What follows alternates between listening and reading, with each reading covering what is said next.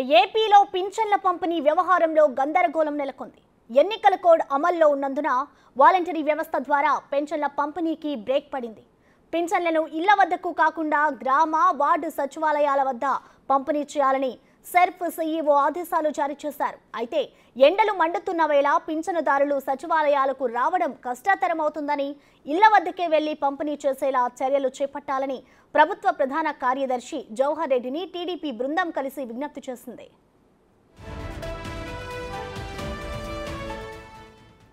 గ్రామ, వార్డు సచివాలయాల్లో 131,000 మంది ప్రభుత్వ ఉద్యోగులు ఉన్నందున వారి ద్వారా ఇళ్ల వద్దకే వెళ్లి పింఛన్లు పంపిణీ చేయాలనే ఆలోచనలో ఉన్నట్టు సీఈఓ జవహర్ రెడ్డి తెలిపారు. ఎన్నికల కోడ్ వచ్చాక తాము ఎవరికి అనుకూలంగా ఉండబోమని, తమ విధిని తాము నిర్వర్తిస్తామని సీఎస్ సమాధానమిచ్చారు. పింఛన్ల పంపిణీకి అవసరమైన సొమ్ము ప్రభుత్వ ఖజానాలో ఉందని ఆయన తెలిపారు. ఎన్నికల కమిషన్ సూచనల మేరకు పింఛన్ల పంపిణీకి త్వరలోనే చర్యలు తీసుకుంటామని జవహర్ రెడ్డి తెలిపారు.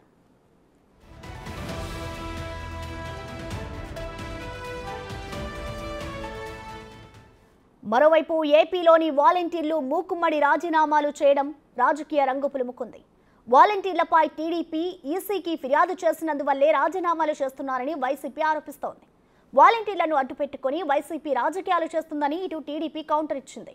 ఎలక్షన్ విధులలో పాటు ప్రభుత్వ పథకాల పంపిణీలో పాల్గొనొద్దంటూ ఈసీ ఆదేశాలు జారీ చేయడంతోనే వాలంటీర్లు రాష్ట్ర వ్యాప్తంగా పెద్ద ఎత్తున రాజీనామా చేస్తున్నారు. దీనికి సంబంధించిన కంప్లీట్ డీటెయిల్స్ మా ప్రతినిధి శివని అడిగి తెలుసుకుందాం. శివ, చెప్పండి, ఏపీలో పింఛన్లు పంపిణీ చేయడానికి అయితే ఒక గందరగోళం నెలకొందనే చెప్పుకోవాలి. ఇటు వాలంటీర్లు కూడా రాజీనామాలు చేస్తున్నారు. అసలు దీనికి కారణాలు ఏంటి? ఏపీలో ప్రస్తుతం రాజకీయం ఏ విధంగా ఉంది శివ? ప్రసన్న, మొత్తం మీద చూసుకుంటే ఆంధ్రప్రదేశ్ రాజకీయం వాలంటీర్ వ్యవస్థ చుట్టూ తిరుగుతున్నాయి. ఇక మొన్నటి వరకు వాలంటీర్లే కీలకంగా వ్యవహరించిన ఆంధ్రప్రదేశ్లో ప్రస్తుతం వారికి ఎటువంటి పని లేకుండా పూర్తి స్థాయిలో ఉన్న పరిస్థితి కనిపిస్తూ ఉంది. తాజాగా పెన్షన్లకు సంబంధించి రాష్ట్ర వ్యాప్తంగా దాదాపుగా 66 లక్షల మంది పెన్షన్లకి ప్రతి నెల 1 నుంచి 5వ తేదీలోపు వాలంటీర్లు ఇంటికి వెళ్ళి మరి ఇస్తారు.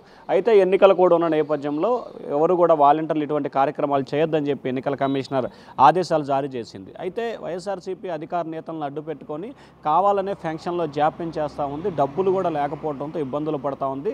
దాన్ని కప్పిపుంచేందుకే ప్రతిపక్షాలపై ఆరోపణలు చేస్తూ ఉందని చెప్పి టీడీపీ ఆరోపిస్తోంది.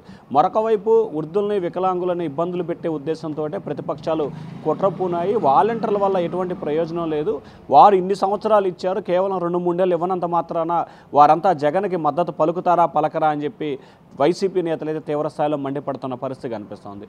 మరొక వైపు ఎన్నికల కోడ్ వచ్చిన దగ్గర నుంచి రాష్ట్రంలో చాలా చోట్ల వాలంటీర్లు అయితే స్వచ్ఛందంగా రాజీనామా చేసి వైఎస్ఆర్సీపీకి అనుకూలంగా పనిచేస్తున్న పరిస్థితి కనిపిస్తోంది.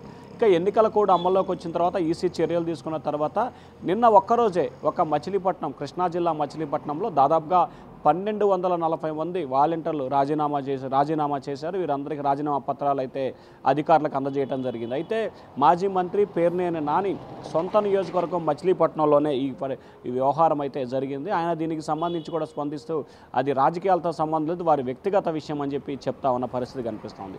మరొక వైపు ప్రస్తుతం సంబంధం చూసుకుంటే కనుక మార్చి 31 తర్వాత ఏప్రిల్ 1వ తేదీన బ్యాంకులు ఉండవు. 2వ తేదీన ఈరోజు బ్యాంకుల నుంచి డబ్బులు డ్రా చేసి రేపటి నుంచి రాష్ట్ర వ్యాప్తంగా కూడా పెన్షన్ల పంపిణీని అధికారులు సచివాలయ, గ్రామ, వార్డు సచివాలయ సిబ్బంది ద్వారా పంపిణీ చేసే అవకాశాలు అయితే కనిపిస్తున్నాయి. రాష్ట్ర వ్యాప్తంగా దాదాపుగా 15 లక్షలకు సంబంధించి దాదాపుగా ఎవరైతే వీరంతా గ్రామ సచివాలయ సిబ్బంది ఉన్నారో 15,000 మంది పైగా ఉన్న నేపథ్యంలో వీరందరికీ సంబంధించి ఒక్కొక్క సచివాలయ పరిధిలో యావరేజ్ని చూసుకుంటే 30 నుంచి 40 మంది కంటే ఎక్కువ కూడా పెన్షన్లు ఇచ్చే అవకాశం ఉండదు.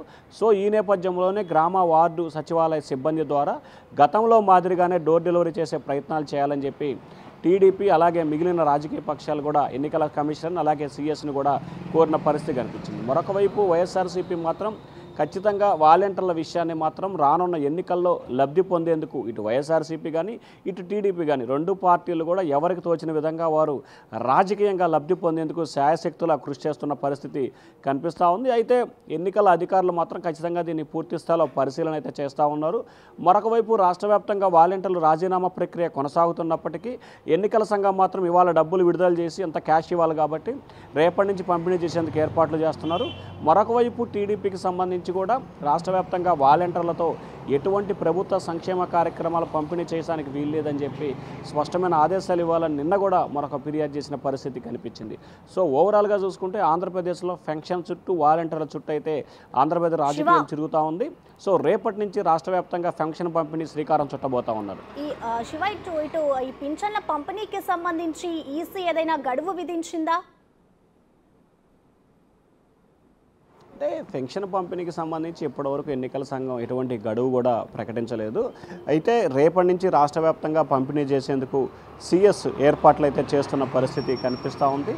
అవకాశం ఉంటే ఈరోజు సాయంకాలం నుంచే కొన్ని చోట్ల పంపిణీ చేసేందుకు చర్యలు తీసుకోవాలని చెప్పి కలెక్టర్లతో నిన్న కూడా ఆయన కాన్ఫరెన్స్ పెట్టిన పరిస్థితి కనిపించింది. ఈరోజు కూడా సిఎస్ జిల్లా కలెక్టర్లు ఆర్డీఓలతో కూడా ఆయన ఒక వీడియో కాన్ఫరెన్స్ నిర్వహించి ఈ పెన్షన్ల పంపిణీకి సంబంధించి పూర్తి స్థాయిలో సమీక్ష చేసే అవకాశాలు అయితే కనిపిస్తూ ఉన్నాయి.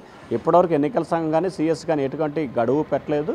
కానీ ఇప్పటివరకు వాలంటీర్లు ఇవ్వడంతో సడన్గా ప్రభుత్వ అధికారులు పెన్షన్ ఇవ్వాలంటే కొంత జాప్యం జరిగే అవకాశం కల్పిస్తూ ఉంది. కాబట్టి రేపటి నుంచి 10వ తేదీ వరకు ఈ పెన్షన్ల ప్రక్రియ నిరంతర ప్రక్రియ జరిగే అవకాశం కనిపిస్తూ ఉంది. గతంలో వాలంటీర్లు ఇస్తే 5 రోజులు బట్టే అవకాశం ఉంది.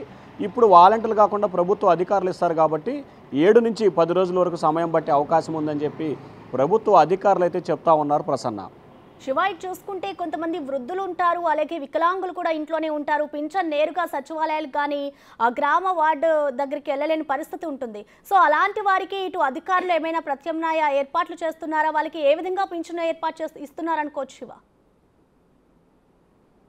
ఖచ్చితంగా ఎవరైతే ఇంట్లో నుంచి బయటికి రాలేని వాళ్ళకి సంబంధించి అలాగే వృద్ధులకు సంబంధించి కూడా ప్రత్యేక కార్యాచరణ తీసుకోవాలని చెప్పి ఇప్పటికే అధికార ప్రతిపక్షాలు ఎన్నికల సంఘాన్ని సిఎస్ని కోరటం జరిగింది. దానికి సంబంధించి కూడా సాధ్యాసాధ్యాలని పరిశీలించేందుకు కూడా ఎన్నికల సంఘం సిఎస్ ఇద్దరు కూడా ప్రయత్నాలు చేసినట్లు తెలుస్తూ ఉంది. దానికి సంబంధించి ఎవరైతే వృద్ధులు వికలాంగులు అంటే ఇంట్లో నుంచి బయటికి రాలేని వారి కోసం ప్రత్యేకమైన ఒక కార్యాచరణ రూపొందించేందుకు అధికారులు అయితే చర్యలు తీసుకుంటున్నారు. దానికి సంబంధించి కూడా ఎటువంటి విధి విధానాలు తీసుకోవాలి అనే దానికి సంబంధించి మధ్యాహ్నం జరిగే సమావేశంలో కీలకమైన నిర్ణయాలు అయితే తీసుకునే అవకాశం కనిపిస్తూ ఉంది. Prasanna, right, thank you Shiva.